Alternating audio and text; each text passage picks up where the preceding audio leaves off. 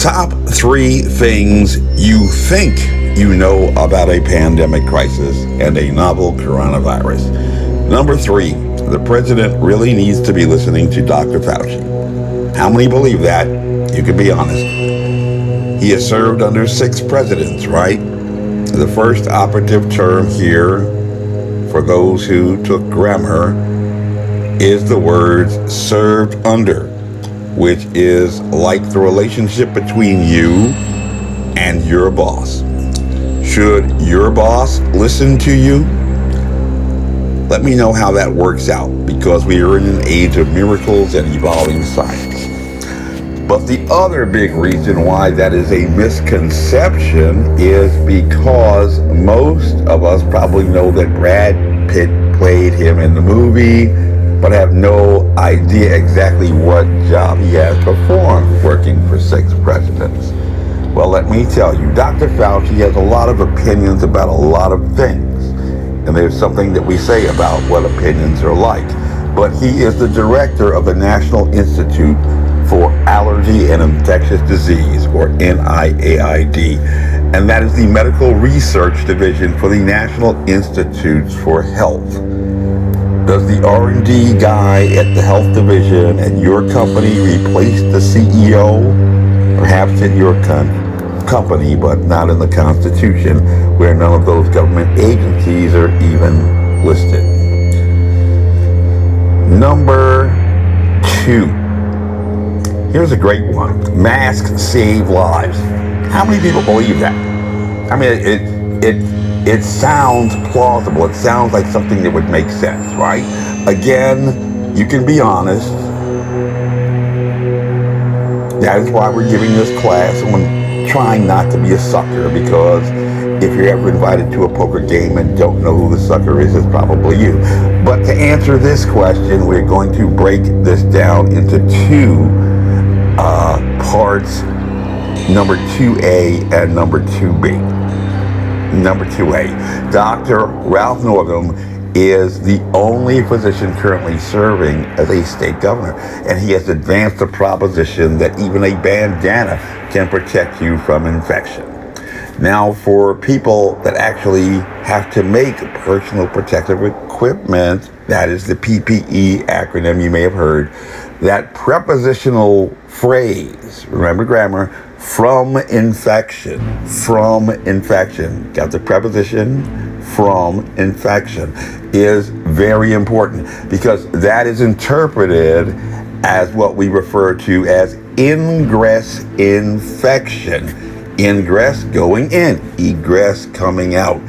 Ingress infection, or for our visual learners, a spray of up to 4,000 droplets being propelled potentially in excess of 200 miles per hour from someone standing directly in front of you and sneezing in your face.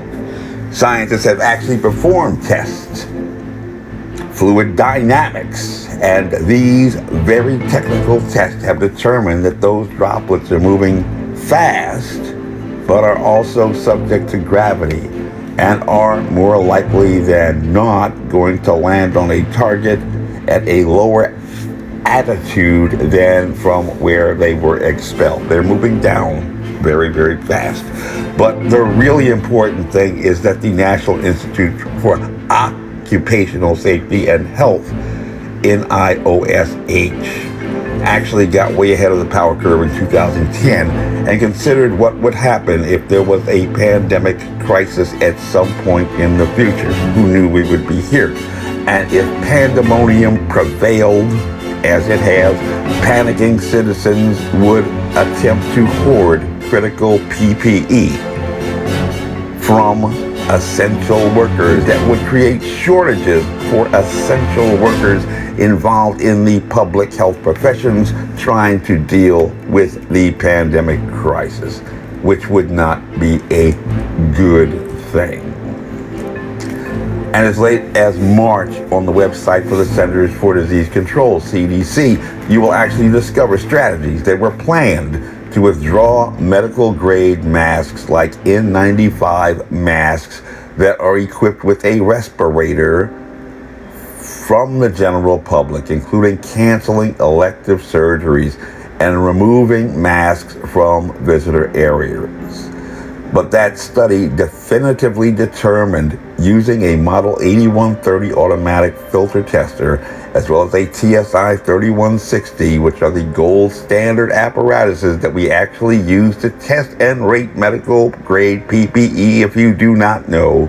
And they determined that sadly there is no known substitute that is available to protect you from microbial infection like a virus. However, according to Tara Parker Pope at the New York Times, she found some scientists who have recently determined that you might try putting air conditioner filters on your face. And she totally rejects Dr. Northam's guidance that you can throw a piece of cloth on your face with rubber bands and be safe. Simply ridiculous. But a doctor did tell you to do it. You may have heard from Dr. Northam a whole lot of talk about evolving science from a novel coronavirus that is claimed to be zoonotically evolved as a pathogen. And what that means in normal talk is that some scientists were not satisfied with that gold standard test back in 2010 and started doing their own tests to force the results that they wanted. And visual learners like this guy with the breath test obviously don't know how small the virus is.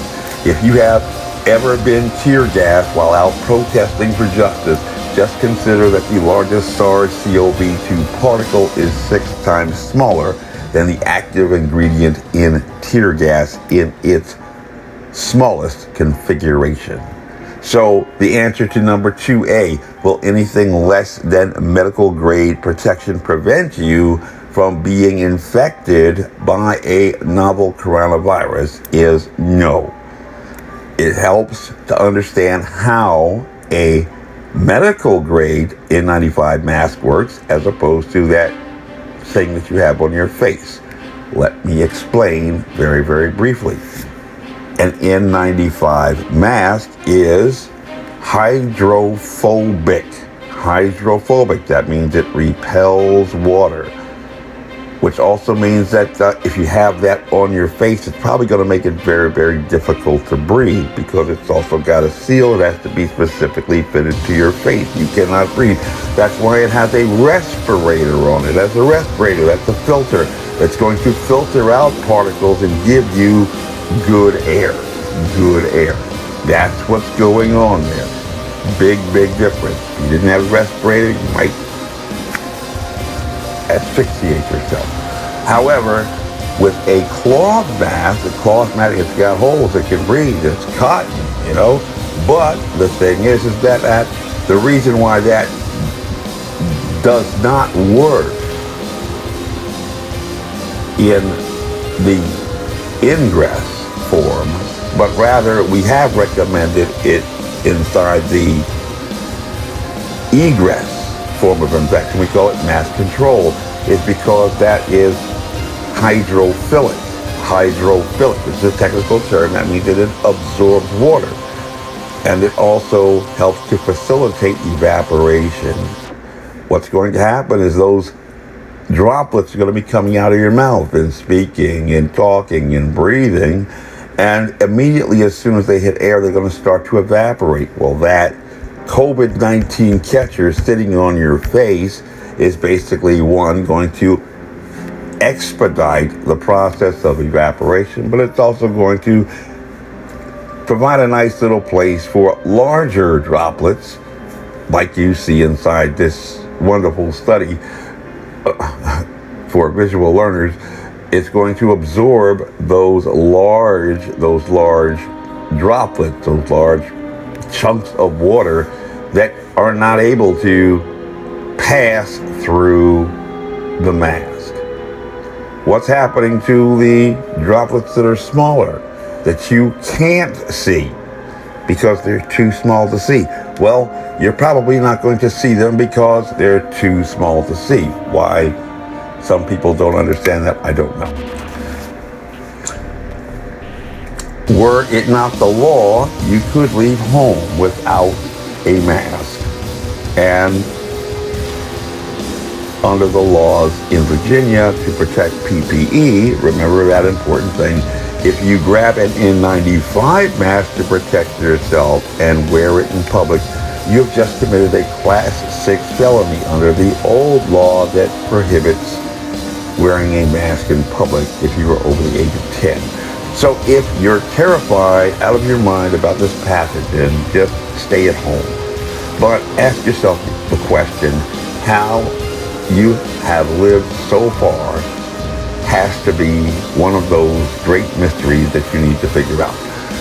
That brings us to number 2B, and which has been mixed up in a theory that you have been told is described as asymptomatic infection, which should convince you that because you may be infected and are not aware, you should be kind to your neighbor and small person friend and wear a mask to prevent yourself from accidentally killing someone, right? Are these particles radiating from you? No, wrong. Obviously, you are not a real doctor if you thought that. Even if you work in a hospital setting and do not know this, but to a doctor, which should have been explained in a country doctor manner, one would think, if not someone was engaged in fraud, let me attempt to do so. According to the Centers for Disease Control and Prevention, or CDC, as you know, the virus is transmitted from person to person by coughing, sneezing, or talking within 6 feet. We all know this by rote. Does anyone believe that talking is a symptom for this pandemic pathogen? Bueller? There's got to be somebody. Bueller? Okay, how about coughing and sneezing? Coughing and sneezing? Coughing and sneezing. That has to be a symptom, right? Well, you're not a doctor. To a doctor, if somebody else can see what you are doing, then that is not a symptomatic presentation of an illness, but just a sign, Coughing is a sign. Sneezing is a sign. Do we now understand asymptomatic infection? Are you aware when you sneeze or cough? Or do people come up to you months later like Tim Kaine and say, you know, I believe you coughed on me like 2 months ago? And the other huge problem, like mistaking Dr. Fauci as the unelected scientific ruler of America Supreme, is that under the Constitution, no government entity, emergency or not, can compel you to engage in wearing a useless or functional facial covering, take antipsychotic medication, or even place you in an asylum without first establishing good cause to believe that you are actually sick, represent a danger to self or others, and are in need of a medical treatment, and most importantly, are unable or unwilling to do so yourself. But if you desire a doctor to take over the country and have the power to throw you in an asylum and administer antipsychotic good drugs on you, we still have at least one election in November. Your body, your choice. My name is Major Mike Webb, and I am running for U.S. Congress with liberty, honor, and excellence. By God, we shall make America great again. Honest.